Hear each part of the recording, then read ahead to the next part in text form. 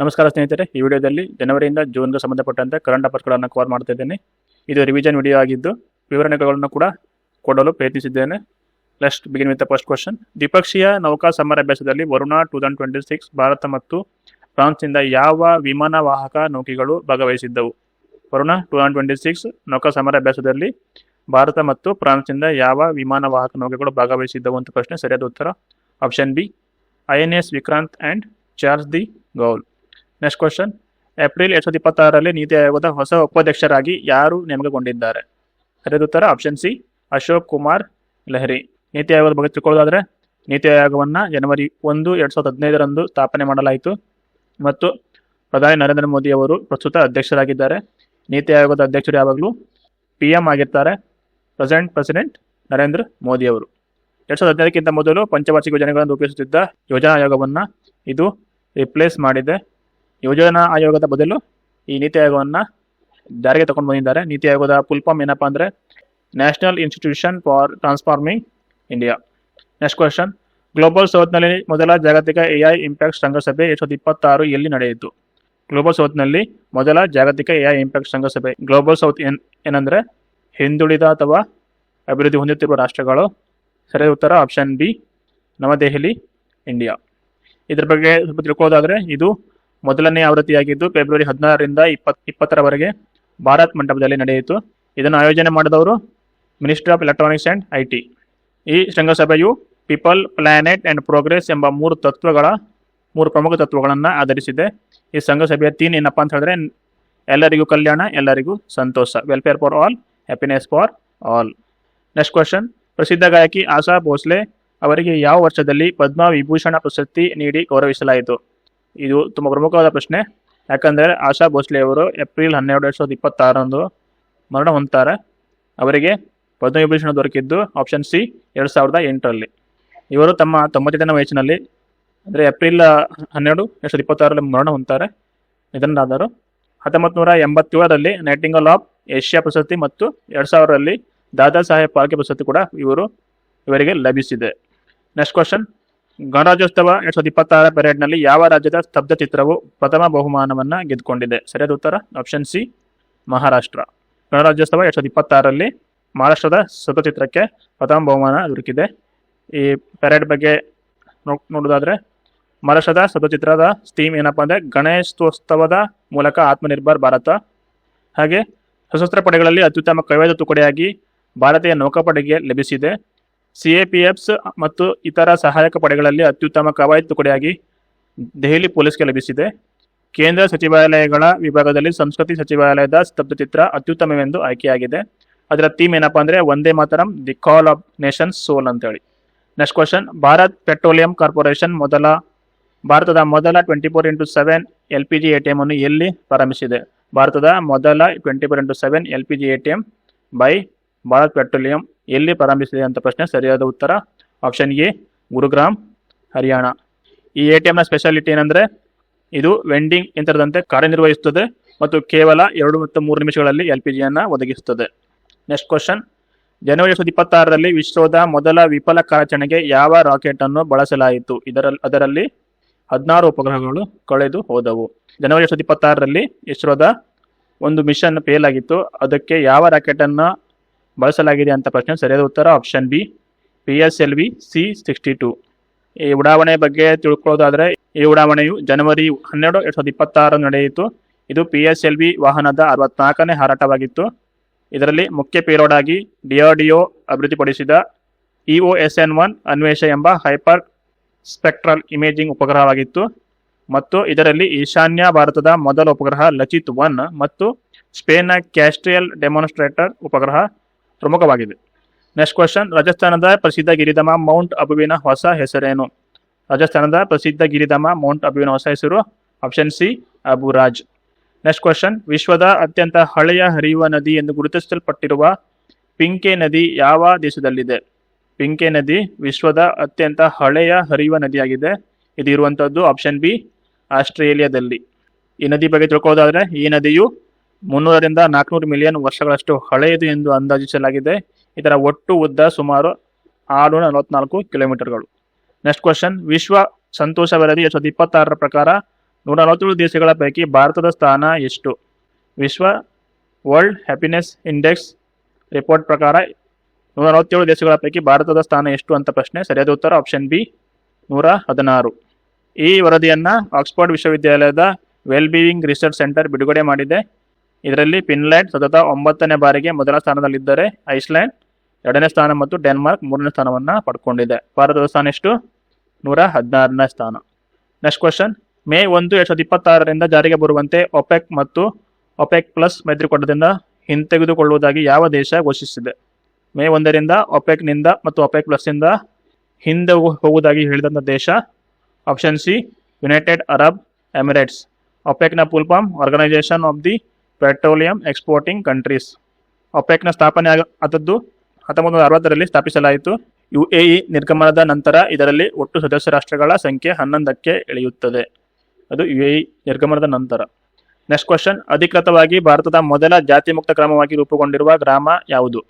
ಭಾರತದ ಮೊದಲ ಜಾತಿ ಮುಕ್ತ ಗ್ರಾಮವಾಗಿ ರೂಪುಗೊಂಡಿರುವ ಗ್ರಾಮ option A Saundala, Maharashtra. Next question. ನವದೆಹಲಿಯಲ್ಲಿ ನಡೆದ 11ನೇ ರೈಸಿನಾ ಡೈಲಾಗ್ 2026ರ ಮುಖ್ಯ ಅತಿಥಿ ಯಾರು?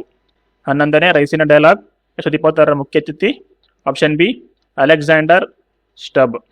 ಈ ಅಲೆಕ್ಸಾಂಡರ್ ಸ್ಟಬ್ ಏನಿದ್ದಾರಲ್ಲ, ಇವರು ಫಿನ್ಲ್ಯಾಂಡ್ನ ಅಧ್ಯಕ್ಷರಾಗಿದ್ದಾರೆ. ಇದನ್ನ ಮಾರ್ಚ್ 5ರಿಂದ 7ರವರೆಗೆ ಆಯೋಜಿಸಲಾಗಿತ್ತು. ಈ ಕಾರ್ಯಕ್ರಮದ ಥೀಮ್ ಏನಪ್ಪಾ ಅಂದ್ರೆ ಸಂಸ್ಕಾರ, ಅಸರ್ಷನ್, ಅಕಾಮಡೇಷನ್ ಆ್ಯಂಡ್ ಅಡ್ವಾನ್ಸ್ಮೆಂಟ್. ಈ ವರ್ಷ ರೈಸಿನಾ ಸೈನ್ಸ್ ಡಿಪ್ಲೊಮೆಸಿ ಇನಿಷಿಯೇಟಿವ್ ಅನ್ನು ಕೂಡ ಇದರಲ್ಲಿ ಸೇರಿಸಿಕೊಳ್ಳಲಾಗಿದೆ.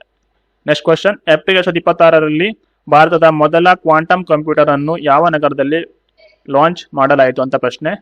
ಸರಿಯಾದ ಉತ್ತರ ಆಪ್ಷನ್ ಸಿ ಅಮರಾವತಿ. ಅಮರಾವತಿ ಇದು ಆಂಧ್ರ ಪ್ರದೇಶದಲ್ಲಿ ಬರ್ತದೆ. ಅಮರಾವತಿ ಮಹಾರಾಷ್ಟ್ರದಲ್ಲಿ ಬರ್ತದೆ. ಇದನ್ನ ಆಂಧ್ರ ಪ್ರದೇಶವನ್ನು ಕ್ವಾಂಟಮ್ ಕಂಪ್ಯೂಟಿಂಗ್ ತಂತ್ರಜ್ಞಾನದಲ್ಲಿ ಮುನ್ನಡೆಸುವ ಉದ್ದೇಶದಿಂದ ಇದನ್ನ ಪ್ರಾರಂಭಿಸಲಾಗಿದೆ. Next question. ಭಾರತದ ಮೊದಲ ಬಯೋ ಹ್ಯಾಪಿ ಜಿಲ್ಲೆಯಾಗಿರುವ ಜಿಲ್ಲೆ ಯಾವುದು? ಭಾರತದ ಮೊದಲ ಬಯೋ ಹ್ಯಾಪಿ ಜಿಲ್ಲೆಯಾಗಿರುವ ಜಿಲ್ಲೆ option A Keyi Panyor, Arunachal Pradesh. Next question. February 2026ರಲ್ಲಿ ಬಿಡುಗಡೆಯಾದ ಭ್ರಷ್ಟಾಚಾರ ಗ್ರಹಿಕೆ ಸೂಚ್ಯಂಕ 2025ರಲ್ಲಿ ಭಾರತದ ಸ್ಥಾನ ಎಷ್ಟು? ಕರಪ್ಷನ್ ಪರ್ಸೆಪ್ಷನ್ ಇಂಡೆಕ್ಸ್ 125 ರಲ್ಲಿ ಭಾರತದ ಸ್ಥಾನ ಎಷ್ಟು ಅಂತ ಪ್ರಶ್ನೆ. ಇದು ಬಿಡುಗಡೆ ಆಗಿದ್ದದ್ದು ಫೆಬ್ರವರಿ 2026ರಲ್ಲಿ. ಭಾರತದ ಸ್ಥಾನ ಆಪ್ಷನ್ ಬಿ 91ನೇ ಸ್ಥಾನ. ಇದರ ಬಗ್ಗೆ ಸ್ವಲ್ಪ ತಿಳ್ಕೊಳ್ಳೋದಾದ್ರೆ, ಈ ವರದಿಯನ್ನು ಟ್ರಾನ್ಸ್ಪರೆನ್ಸಿ ಇಂಟರ್ನ್ಯಾಷನಲ್ 187 ದೇಶಗಳಿಗೆ ಬಿಡುಗಡೆ ಮಾಡಿದೆ ಮತ್ತು ಹಿಂದಿನ ವರ್ಷಕ್ಕೆ ಹೋಲಿಸಿದರೆ ಭಾರತದ ಸ್ಕೋರ್ ಸುಧಾರಿಸಿದೆ. ಡೆನ್ಮಾರ್ಕ್, ಫಿನ್ಲ್ಯಾಂಡ್, ಸಿಂಗಾಪುರ್ ಮೊದಲ 3 ಸ್ಥಾನಗಳಲ್ಲಿದೆ. ದಕ್ಷಿಣ ಸುಡಾನ್ ಮತ್ತು ಸೋಮಾಲಿಯಾ ಕೊನೆಯ ಸ್ಥಾನದಲ್ಲಿ, ಅಂದರೆ 182ನೇ ಸ್ಥಾನ. Next question. ಜೂನ್ 2026ರಲ್ಲಿ ಭಾರತದ 100ನೇ ರಾಮ್ಸರ್ ತಾಣವೆಂದು ಘೋಷಿಸಲಾದ ಜಯಪ್ರಕಾಶ್ ನಾರಾಯಣ್ ಪಕ್ಷಿಧಾಮ ಯಾವ ರಾಜ್ಯದಲ್ಲಿದೆ? ಜಯಪ್ರಕಾಶ್ ನಾರಾಯಣ್ ಪಕ್ಷಿಧಾಮ ಇರುವಂಥದ್ದು ಆಪ್ಷನ್ ಸಿ ಉತ್ತರ ಪ್ರದೇಶದಲ್ಲಿ. ಇದರ ಬಗ್ಗೆ ಸ್ವಲ್ಪ ತಿಳ್ಕೊಳ್ಳೋದಾದರೆ, ವಿಶ್ವ ಪರಿಸರ ದಿನದಂದು ಅಂದರೆ ಜೂನ್ 5ರಂದು ಈ ಘೋಷಣೆ ಮಾಡಲಾಯಿತು ಮತ್ತು ಇದು ಉತ್ತರ ಪ್ರದೇಶದ ಬಲಿಯಾ ಜಿಲ್ಲೆಯಲ್ಲಿದೆ. ಇದು ಉತ್ತರ ಪ್ರದೇಶದ 13ನೇ ರಾಮ್ಸರ್ ತಾಣವಾಗಿದೆ. ಹಾಗೆ ಈ ಹಿಂದಿನ ತಾಣಗಳು ಯಾವುವು ಅಂತ ಹೇಳಿದ್ರೆ, ಪಾಟ್ನಾ ಪಕ್ಷಿಧಾಮ ಅದು UPಯಲ್ಲಿ ಇದೆ, ಇದು 97ನೇ ತಾಣವಾಗಿದೆ. ಚಾರಿದಂಡ್ 98ನೇ ತಾಣ ಮತ್ತು ಶೇಖಾ ಜಿಲ್ ಅಕ್ಷಿಧಾಮ ಇದು UPಯಲ್ಲಿ ಇರುವಂಥದ್ದು 99ನೇ ತಾಣವಾಗಿದೆ. Next question. ಟಾಟಾ ಐಪಿಎಲ್ 2026ರ ಪ್ರಶಸ್ತಿಯನ್ನು ಯಾವ ತಂಡ ಗೆದ್ದುಕೊಂಡಿದೆ? ಸರಿಯಾದ ಉತ್ತರ option C Royal Challengers Bengaluru. Tata IPL ಬಗ್ಗೆ ತಿಳ್ಕೊಳ್ಳೋದಾದ್ರೆ, ಫೈನಲ್ ಪಂದ್ಯ ಅಹಮದಾಬಾದ್ನ ನರೇಂದ್ರ ಮೋದಿ ಸ್ಟೇಡಿಯಂನಲ್ಲಿ ನಡೆಯಿತು. ಇದರ ರನ್ನರ್ ಅಪ್ ಆಗಿ ಗುಜರಾತ್ ಟೈಟನ್ಸ್ ಆಗಿದೆ. ಗುಜರಾತ್ ಟೈಟನ್ಸ್ನ ನಾಯಕ ಶುಭ್ಮನ್ ಗಿಲ್. ವಿನ್ನರ್ ಆಗಿರುವಂತಹ RCB ತಂಡಕ್ಕೆ 20 ಕೋಟಿ ರೂಪಾಯಿಗಳ ಬಹುಮಾನ ಕೂಡ ನೀಡಲಾಗಿದೆ. RCB ತಂಡದ ನಾಯಕ ರಜತ್ ಪಾಟಿದಾರ್ ಮತ್ತು ಫೈನಲ್ ಪಂದ್ಯದ ಶ್ರೇಷ್ಠ ಆಟಗಾರರಾಗಿ RCBಯ ವಿರಾಟ್ ಕೊಹ್ಲಿ ಹೊರಹೊಮ್ಮಿದ್ದಾರೆ. ಆರೆಂಜ್ ಕ್ಯಾಪ್ ಮತ್ತು ಮೋಸ್ಟ್ ವ್ಯಾಲ್ಯೂಡ್ ಪ್ಲೇಯರ್ ಆಗಿ ವೈಭವ್ ಸೂರ್ಯವಂಶಿ ನೀಡಲಾಗಿದೆ. ವೈಭವ್ ಸೂರ್ಯವಂಶಿ ಅವರು ಟೋಟಲ್ ರನ್ ಮಾಡಿದ್ದು 776 ರನ್ಗಳು. ಪರ್ಪಲ್ ಕ್ಯಾಪ್ ಅನ್ನ ಕಗಿಸೋ ರಬಾಡಾ ಅವರಿಗೆ ನೀಡಲಾಗಿದೆ for total 29 wickets. Fair play ಪ್ರಶಸ್ತಿಯನ್ನು ಪಂಜಾಬ್ ಕಿಂಗ್ಸ್ಗೆ ನೀಡಲಾಗಿದೆ ಮತ್ತು ಕ್ಯಾಚ್ ಆಫ್ ದಿ ಸೀಸನ್ನ ಮನೀಶ್ ಪಾಂಡೆ ಅವರಿಗೆ ನೀಡಲಾಗಿದೆ. Next question. DRDO ಅಧ್ಯಕ್ಷರು ಮತ್ತು ರಕ್ಷಣಾ ಸಂಶೋಧನೆ ಮತ್ತು ಅಭಿವೃದ್ಧಿ ಇಲಾಖೆಯ ಕಾರ್ಯದರ್ಶಿಯಾಗಿ ಹೆಚ್ಚುವರಿ ಉಸ್ತುವಾರಿಯನ್ನ ಯಾರಿಗೆ ವಹಿಸಲಾಗಿದೆ? DRDO ಅಧ್ಯಕ್ಷರು ಮತ್ತು ರಕ್ಷಣಾ ಸಂಶೋಧನೆಯ ಅಭಿವೃದ್ಧಿ ಇಲಾಖೆಯ ಹೆಚ್ಚುವರಿ ಉಸ್ತುವಾರಿಯನ್ನ ಯಾರಿಗೆ ವಹಿಸಲಾಗಿದೆ ಅಂತ ಪ್ರಶ್ನೆ. ಸರಿಯಾದ ಉತ್ತರ option B Rajesh Kumar Singh. DRDO ಬಗ್ಗೆ ತಿಳ್ಕೊಳ್ಳೋದಾದ್ರೆ, DRDO ಅನ್ನು ಜನವರಿ 1958ರಲ್ಲಿ ಸ್ಥಾಪಿಸಲಾಯಿತು. ಇದರ ಪ್ರಧಾನ ಕಚೇರಿ ಅಂದರೆ ಹೆಡ್ ಕ್ವಾರ್ಟರ್ಸ್ ಇರುವಂಥದ್ದು ನವದೆಹಲಿಯಲ್ಲಿ. ಇದರ ಧ್ಯೇಯ ವಾಕ್ಯ ಬಲಸ್ಯ ಮೂಲಂ ವಿಜ್ಞಾನಂ, ಶಕ್ತಿಯ ಮೂಲ ವಿಜ್ಞಾನದಲ್ಲಿದೆ. ನೆಕ್ಸ್ಟ್ ಕ್ವಶನ್, ಜೂನ್ 2026ರಲ್ಲಿ ಸಂಭವಿಸಿದ ವಿನಾಶಕಾರಿ ಭೂಕಂಪದ ನಂತರ ವೆನೆಜುವೆಲಾದಲ್ಲಿ ಸಿಲುಕಿರುವ ತನ್ನ ನಾಗರಿಕರನ್ನು ಸ್ಥಳಾಂತರಿಸಲು ಭಾರತ ಯಾವ ಮಿಷನ್ ಅನ್ನು ಪ್ರಾರಂಭಿಸಿತು ಅಂತ ಪ್ರಶ್ನೆ. ಸರಿಯಾದ ಉತ್ತರ ಆಪ್ಷನ್ ಬಿ, ಆಪರೇಷನ್ ಅಮಿಸ್ತದ್. ಆಪರೇಷನ್ ಅಮಿಸ್ತದ್ ಮೂಲಕ ವೆನೆಜುವೆಲಾದಲ್ಲಿ ಸಿಲುಕಿರುವ ತನ್ನ ನಾಗರಿಕರನ್ನ ಸ್ಥಳಾಂತರಿಸಲು ಭಾರತ ಕಾರ್ಯಾಚರಣೆಯನ್ನು ಪ್ರಾರಂಭ ಮಾಡಿದೆ. ನೆಕ್ಸ್ಟ್ ಕ್ವಶನ್, ಫ್ರೆಂಚ್ ಓಪನ್ 2026ರಲ್ಲಿ ಪುರುಷರ ಸಿಂಗಲ್ಸ್ ಪ್ರಶಸ್ತಿಯನ್ನು ಯಾರು ಗೆದ್ದಿದ್ದಾರೆ? ಫ್ರೆಂಚ್ ಓಪನ್ 2026ರಲ್ಲಿ ಪುರುಷರ ಸಿಂಗಲ್ಸ್ ಪ್ರಶಸ್ತಿಯನ್ನು ಗೆದ್ದವರು ಆಪ್ಷನ್ ಸಿ, ಅಲೆಕ್ಸಾಂಡರ್ ಜ್ವೆರೇವ್. ಈ ಫ್ರೆಂಚ್ ಓಪನ್ 2026 ಬಗ್ಗೆ ತಿಳ್ಕೋದಾದ್ರೆ ಪುರುಷರ ರನ್ನರ್ ಅಪ್ ಆಗಿ ಫ್ಲಾವಿಯೋ ಕೊಬೊಲ್ಲಿ, ಮಹಿಳಾ ಸಿಂಗಲ್ಸ್ ವಿಜೇತೆ ಮೀರಾ ಆಂಡ್ರಿವಾ, ಹಾಗೆ ರನ್ನರ್ ಅಪ್ ಮಾಜಾ ಜ್ವಾಲೆನ್ಸ್ಕಿ. ಪುರುಷರ ಡಬಲ್ಸ್ನಲ್ಲಿ ಮಾರ್ಸೆಲ್ ಗ್ರಾನೋಲ್ಲರ್ಸ್ ಮತ್ತು ಹೊರಾಸಿಯೋ ಜೆಬೆಲ್ಲೋಸ್. ಮಹಿಳಾ ಡಬಲ್ಸ್ನಲ್ಲಿ ಕ್ಯಾಟರಿನಾ ಸಿನಿಯೋಕೋವಾ ಮತ್ತು ಟೇಲರ್ ಟೌನ್ಸೆಂಡ್. ಮಿಕ್ಸ್ಡ್ ಡಬಲ್ಸ್ನಲ್ಲಿ ಸಾರಾ ಇರಾನಿ ಮತ್ತು ಆಂಡ್ರಿಯಾ ವವಾಸೋರಿ ವಿಜೇತರಾಗಿದ್ದಾರೆ. ನೆಕ್ಸ್ಟ್ ಕ್ವಶನ್, ಯಾವ ದೇಶ ಅಧಿಕೃತವಾಗಿ ಇಂಟರ್ನ್ಯಾಷನಲ್ ಬಿಗ್ ಕ್ಯಾಟ್ ಅಲಯನ್ಸ್ 27ನೇ ಸದಸ್ಯ ದೇಶವಾಗಿದೆ? IBCA full form International Big Cat Alliance. ಇದರ 27ನೇ ಅಧಿಕೃತವಾಗಿ ಸದಸ್ಯ ದೇಶವಾಗಿದೆ. ಸರಿಯಾದ ಉತ್ತರ ಆಪ್ಷನ್ ಬಿ, ಬಾಂಗ್ಲಾದೇಶ. ಇದರ ಬಗ್ಗೆ ತಿಳ್ಕೊಳ್ಳೋದಾದ್ರೆ IBCA ಅಂತ ಹೇಳಿದ್ರೆ ಹುಲಿ, ಸಿಂಹ, ಚಿರತೆ, ಹಿಮಚಿರತೆ, ಚೀತಾ, ಜಾಗ್ವಾರ್ ಮತ್ತು ಪೂಮಾಗಳಂತಹ ದೊಡ್ಡ ಬೆಕ್ಕುಗಳ ಸಂರಕ್ಷಣೆಯಲ್ಲಿ ಆಸಕ್ತಿ ಹೊಂದಿರುವ ದೇಶಗಳ ಒಕ್ಕೂಟವಾಗಿದೆ. ಇದನ್ನು ಏಪ್ರಿಲ್ 9, 2023ರಂದು ಸ್ಥಾಪಿಸಲಾಯಿತು ಮತ್ತು ಜನವರಿ 23, 2025ರಂದು ದೆಹಲಿಯಲ್ಲಿ ಅಧಿಕೃತ ಸ್ಥಾನಮಾನವನ್ನು ನೀಡಲಾಯಿತು. ಇದರ ಪ್ರಧಾನ ಕಚೇರಿ ಇರುವಂಥದ್ದು ದೆಹಲಿಯಲ್ಲಿ. ಸೌದಿ ಅರೇಬಿಯಾ 26ನೇ ಸದಸ್ಯ ದೇಶವಾಗಿ ಸೇರ್ಪಡೆಗೊಂಡಿತ್ತು. 27ನೇ ದೇಶ ಬಾಂಗ್ಲಾದೇಶ. ಪ್ರಾರಂಭದಲ್ಲಿ ಇರುವಂತಹ ಪ್ರಮುಖ 5 ದೇಶಗಳು ನಿಕರಗುವಾ, ಇಸ್ವತಿನಿ, ಭಾರತ, ಸೋಮಾಲಿಯಾ ಮತ್ತು ಲೈಬೇರಿಯಾ. ಈ 5 ದೇಶಗಳು ಪ್ರಾರಂಭದಲ್ಲಿ ಇರುವಂತಹ ಸದಸ್ಯ ದೇಶಗಳು. ನೆಕ್ಸ್ಟ್ ಕ್ವಶನ್, ಮೇ 2026ರಲ್ಲಿ ಯಾವ ದೇಶವು ಥಾಮಸ್ ಕಪ್ 2026 ಪ್ರಶಸ್ತಿಯನ್ನು ಗೆದ್ದುಕೊಂಡಿದೆ? ಸರಿಯಾದ ಉತ್ತರ ಆಪ್ಷನ್ ಸಿ, ಚೈನಾ. ಇದರಲ್ಲಿ ಫ್ರಾನ್ಸ್ ರನ್ನರ್ ಅಪ್ ಆಗಿದ್ದಾರೆ. ಭಾರತದ ಕಂಚಿನ ಪದಕವನ್ನು ಗೆದ್ದುಕೊಂಡಿದೆ. ಇದು ನಡೆದ ಸ್ಥಳ ಡೆನ್ಮಾರ್ಕ್ನ ಹಾರ್ಸೆನ್ಸ್ನಲ್ಲಿ ಈ ಪಂದ್ಯಾವಳಿ ನಡೆದಿತ್ತು. ನೆಕ್ಸ್ಟ್ ಕ್ವಶನ್, ತಮಿಳುನಾಡಿನ ಹೊಸ ಮುಖ್ಯಮಂತ್ರಿಯಾಗಿ ಯಾರು ಪ್ರಮಾಣ ವಚನ ಸ್ವೀಕರಿಸಿದ್ದಾರೆ? ಸರಿಯಾದ ಉತ್ತರ ಆಪ್ಷನ್ ಸಿ, ಜೋಸೆಫ್ ವಿಜಯ್. ಇದರಲ್ಲಿ ಪ್ರಮುಖ ವಿಷಯಗಳೇನಪ್ಪ ಅಂದರೆ ಇವರು ತಮಿಳುಗ ವೆಟ್ಟಿ ಕಳಗಂ TVK ಪಕ್ಷಕ್ಕೆ ಸೇರಿದವರಾಗಿದ್ದಾರೆ. ತಮಿಳುನಾಡಿನ ಒಟ್ಟು 234 ಸ್ಥಾನಗಳಲ್ಲಿ 108 ಸ್ಥಾನಗಳನ್ನು TVK ಪಕ್ಷದವರು ಗೆದ್ದುಕೊಂಡಿದ್ದಾರೆ. ತಮಿಳುನಾಡು ಬಗ್ಗೆ ತಿಳ್ಕೊಳ್ಳೋದಾದ್ರೆ ತಮಿಳುನಾಡು ನವೆಂಬರ್ 1, 1956ರಂದು ರಚನೆಯಾಯಿತು. ತಮಿಳುನಾಡಿನ ರಾಜಧಾನಿ ಚೆನ್ನೈ ಮತ್ತು ಲೋಕಸಭಾ ಸ್ಥಾನಗಳು 39 ಮತ್ತು ರಾಜ್ಯಸಭಾ ಸ್ಥಾನಗಳು 18 ಇದ್ದಾವೆ. ತಮಿಳುನಾಡಿನ ಇವಾಗಿನ ರಾಜ್ಯಪಾಲರು Rajendra Vishwanath Arlekar. Next question, the second orbit belief of a man dreams of 1.4 billion hearts ಪುಸ್ತಕದ ಲೇಖಕರು ಯಾರು? The second orbit belief of a man dreams of 1.4 billion hearts ಪುಸ್ತಕದ ಲೇಖಕರು ಆಪ್ಷನ್ ಬಿ, ಶುಭಾಂಶು ಶುಕ್ಲಾ. ಶುಭಾಂಶು ಶುಕ್ಲಾ ಬಗ್ಗೆ ತಿಳ್ಕೊಳ್ಳೋದಾದ್ರೆ ಶುಭಾಂಶು ಶುಕ್ಲಾ ಅವರು ಇಂಟರ್ನ್ಯಾಷನಲ್ ಸ್ಪೇಸ್ ಸ್ಟೇಷನ್ಗೆ ಪ್ರಯಾಣಿಸಿದ ಮೊದಲ ಭಾರತೀಯ ಮತ್ತು ಬಾಹ್ಯಾಕಾಶಕ್ಕೆ ಪ್ರಯಾಣಿಸಿದ 2ನೇ ಭಾರತೀಯರಾಗಿದ್ದಾರೆ. ಇಂಟರ್ನ್ಯಾಷನಲ್ ಸ್ಪೇಸ್ ಸ್ಟೇಷನ್ ಅಂದರೆ ISSಗೆ ಪ್ರಯಾಣಿಸಿದ ಮೊದಲ ಭಾರತೀಯರಾಗಿದ್ದಾರೆ. ಇವರು ಭಾರತೀಯ ವಾಯುಪಡೆಯ ಫೈಟರ್ ಪೈಲಟ್ ಆಗಿದ್ದು ಇಸ್ರೋದ ಗಗನಯಾನ್ ಮಿಷನ್ಗೆ ಆಯ್ಕೆಯಾದ 4 ಗಗನಯಾತ್ರಿಗಳಲ್ಲಿ ಒಬ್ಬರಾಗಿದ್ದಾರೆ. Next question, global peace index 2026ರಲ್ಲಿ 163 ದೇಶಗಳ ಪೈಕಿ ಭಾರತ ಯಾವ ಸ್ಥಾನವನ್ನು ಗಿಟ್ಟಿಸಿಕೊಂಡಿದೆ? ಗ್ಲೋಬಲ್ ಪೀಸ್ ಇಂಡೆಕ್ಸ್ ಅಲ್ಲಿ ಭಾರತದ ಸ್ಥಾನ ಎಷ್ಟು ಅಂತ ಪ್ರಶ್ನೆ. ಆಪ್ಷನ್ ಸಿ, 127ನೇ ಸ್ಥಾನ. ಎಷ್ಟು ದೇಶಗಳ ಪೈಕಿ? 163 ದೇಶಗಳ ಪೈಕಿ. ಇದ್ರ ಬಗ್ಗೆ ತಿಳ್ಕೊಳ್ಳೋದಾದ್ರೆ ಈ ವರದಿಯನ್ನ ಸಿಡ್ನಿ ಮೂಲದ Institute for Economics and Peace ಬಿಡುಗಡೆ ಮಾಡಿದೆ. ಐಸ್ಲ್ಯಾಂಡ್, ನ್ಯೂಜಿಲೆಂಡ್ ಮತ್ತು ಸ್ವಿಟ್ಜರ್ಲೆಂಡ್ ಅತ್ಯಂತ ಸುರಕ್ಷಿತ ದೇಶಗಳಾಗಿದ್ದರೆ ರಷ್ಯಾ ಇದೆಲ್ಲ ಇದು ಅತ್ಯಂತ ಅಸ್ಥಿರ ದೇಶವಾಗಿದೆ. ಅದಕ್ಕೆ 163ನೇ ಸ್ಥಾನವನ್ನು ಸಿಕ್ಕಿದೆ. ನೆಕ್ಸ್ಟ್ ಕ್ವಶನ್, ಜೂನ್ 2026ರಲ್ಲಿ ಅಧಿಕೃತವಾಗಿ ನ್ಯೂ ಡೆವಲಪ್ಮೆಂಟ್ ಬ್ಯಾಂಕ್ನ 10ನೇ ಸದಸ್ಯ ದೇಶವಾಗಿ ಯಾವುದು ಆ್ಯಡ್ ಆಗಿದೆ ಅಂತ ಪ್ರಶ್ನೆ. ಸರಿಯಾದ ಉತ್ತರ option C, Uzbekistan. Next question, June 2026ರಲ್ಲಿ ಉಲ್ಲಾಸ್ ಉಪಕ್ರಮದ ಅಡಿಯಲ್ಲಿ ಭಾರತದ 6ನೇ ಸಂಪೂರ್ಣ ಸಾಕ್ಷರ ರಾಜ್ಯವಾಗಿ ಯಾವ ರಾಜ್ಯ ಹೊರಹೊಮ್ಮಿದೆ? ಉಲ್ಲಾಸ್ ಉಪಕ್ರಮದ ಅಡಿಯಲ್ಲಿ ಭಾರತದ 6ನೇ ಸಂಪೂರ್ಣ ಸಾಕ್ಷರ ರಾಜ್ಯವಾಗಿ ಉತ್ತರಾಖಂಡ್ ಹೊರಹೊಮ್ಮಿದೆ. ಈ ಸಾಕ್ಷರತಾ ಕಾರ್ಯಕ್ರಮದ ಬಗ್ಗೆ ತಿಳ್ಕೊಳ್ಳೋದಾದ್ರೆ ಉಲ್ಲಾಸ್ ಅಂತ ಹೇಳಿದ್ರೆ understanding life long learning for all in society. Ullas ಎಂಬುದು ಶಿಕ್ಷಣ ಸಚಿವಾಲಯದ ಪ್ರಾರಂಭಿಸಿದ ಹೊಸ ಸಾಕ್ಷರತಾ ಕಾರ್ಯಕ್ರಮವಾಗಿದೆ. ಈ ಸಂಪೂರ್ಣ ಸಾಕ್ಷರತೆ ಸಾಧಿಸಿದ ಇತರ 5 ರಾಜ್ಯಗಳು ಮಿಜೋರಾಂ, ಗೋವಾ, ತ್ರಿಪುರ ಮತ್ತು Himachal Pradesh and Sikkim. Next question, ಸರ್ಕಾರಿ ಆಸ್ಪತ್ರೆಗಳಲ್ಲಿ ಜನಿಸುವ ಎಲ್ಲ ನವಜಾತ ಶಿಶುಗಳಿಗೆ 1 ಗ್ರಾಂ ಚಿನ್ನದ ಉಂಗುರವನ್ನು ಒದಗಿಸಲು ಯಾವ ರಾಜ್ಯವು ತೈಮಾಮನ್ ತಂಗ ಮೋತಿರ ತಿಟ್ಟಂ ಯೋಜನೆಯನ್ನು ಪ್ರಾರಂಭಿಸಿದೆ? ಸರಿಯಾದ ಉತ್ತರ option C, Tamil Nadu. Next question, ಜೂನ್ನಲ್ಲಿ ಬಿಡುಗಡೆಯಾದ ಟಾಪ್ 500 ಪಟ್ಟಿಯ 67ನೇ ಆವೃತ್ತಿಯ ಪ್ರಕಾರ ಯಾವ ಸೂಪರ್ ಕಂಪ್ಯೂಟರ್ ವಿಶ್ವದ ಅತ್ಯಂತ ಶಕ್ತಿಶಾಲಿ ಕಂಪ್ಯೂಟರ್ ಆಗಿದೆ? ಜೂನ್ನಲ್ಲಿ ಬಿಡುಗಡೆಯಾದ ಟಾಪ್ 500 ಪಟ್ಟಿಯ 67ನೇ ಆವೃತ್ತಿಯ ಪ್ರಕಾರ ಯಾವ ಸೂಪರ್ ಕಂಪ್ಯೂಟರ್ ವಿಶ್ವದ ಅತ್ಯಂತ ಶಕ್ತಿಶಾಲಿ ಕಂಪ್ಯೂಟರ್ ಆಗಿದೆ ಅಂತ ಪ್ರಶ್ನೆ. ಸರಿಯಾದ ಉತ್ತರ option D, line shine.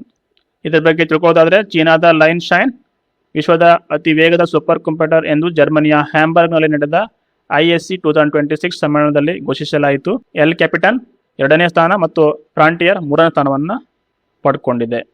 Next question, ಸಂಪೂರ್ಣ ಕಾಗದ ರಹಿತ ನ್ಯಾಯಾಂಗ ವ್ಯವಸ್ಥೆಯನ್ನು ಹೊಂದಿರುವ ಭಾರತದ ಮೊದಲ ರಾಜ್ಯ ಯಾವುದು? ಕಂಪ್ಲೀಟ್ಲಿ ಪೇಪರ್ಲೆಸ್ ಜುಡಿಷಿಯರಿ ಸಿಸ್ಟಮ್ ಹೊಂದಿರುವ ಭಾರತದ ಮೊದಲ ರಾಜ್ಯ ಆಪ್ಷನ್ ಸಿ, ಸಿಕ್ಕಿಂ ಆಗಿದೆ. ಇದನ್ನು ಗ್ಯಾಂಗ್ಟಾಕ್ನಲ್ಲಿ ನಡೆದ ಸಮ್ಮೇಳನದಲ್ಲಿ ಸುಪ್ರೀಂ ಕೋರ್ಟ್ ನ್ಯಾಯಮೂರ್ತಿ ಸೂರ್ಯಕಾಂತ್ ಅವರು ಇದನ್ನು ಘೋಷಿಸುತ್ತಾರೆ. ಸಿಕ್ಕಿಂ ಹೈಕೋರ್ಟ್ ಮತ್ತು ಅದರ ಅಧೀನ ನ್ಯಾಯಾಲಯಗಳಲ್ಲಿ ಫೈಲಿಂಗ್ ಮತ್ತು ಡಿಜಿಟಲ್ ಕೇಸ್ ಮ್ಯಾನೇಜ್ಮೆಂಟ್ ಸಿಸ್ಟಮ್ ಅನ್ನು ಅಳವಡಿಸಲಾಗಿದೆ. ನೆಕ್ಸ್ಟ್ ಕ್ವಶನ್, ದ್ವಿಪಕ್ಷೀಯ ಮಿಲಿಟರಿ ಸಮರಾಭ್ಯಾಸವಾದ ಸಿಂಬೆಕ್ಸ್ 2 2ನೇ ಆವೃತ್ತಿಯು ಭಾರತ ಮತ್ತು ಯಾವ ದೇಶದ ನಡುವೆ ನಡೆಯಿತು? ಸಿಂಬೆಕ್ಸ್ 2 2ನೇ ಆವೃತ್ತಿಯು ಭಾರತ ಮತ್ತು ಯಾವ ದೇಶದ ನಡುವೆ ನಡೆಯಿತು ಅಂತ ಪ್ರಶ್ನೆ. ಸರಿಯಾದ ಉತ್ತರ ಆಪ್ಷನ್ ಬಿ, ಕಾಂಬೋಡಿಯಾ. ಇದು ಕಾಂಬೋಡಿಯಾದ ಕಪಾಂಗ್ ಸ್ಪ್ಯೂ ಪ್ರಾಂತ್ಯದಲ್ಲಿ ನಡೆದಿದೆ. ನೆಕ್ಸ್ಟ್ ಕ್ವಶನ್, ಕೇಂದ್ರ ಗೃಹ ಸಚಿವಾಲಯದಿಂದ 2027ರ ಜನಗಣತಿಗಾಗಿ ರಾಷ್ಟ್ರೀಯ ಬ್ರಾಂಡ್ ಅಂಬಾಸಿಡರ್ ಆಗಿ ಯಾರು ನೇಮಕಗೊಂಡಿದ್ದಾರೆ? ಸರಿಯಾದ ಉತ್ತರ ಆಪ್ಷನ್ ಬಿ, ಸುದರ್ಶನ್ ಪಟ್ನಾಯಕ್. ಈ ಸುದರ್ಶನ್ ಪಟ್ನಾಯಕ್ ಏನಿದ್ದಾರೆ ಇವರು ಸ್ಟ್ಯಾಂಡ್ ಆರ್ಟಿಸ್ಟ್ ಆಗಿದ್ದಾರೆ.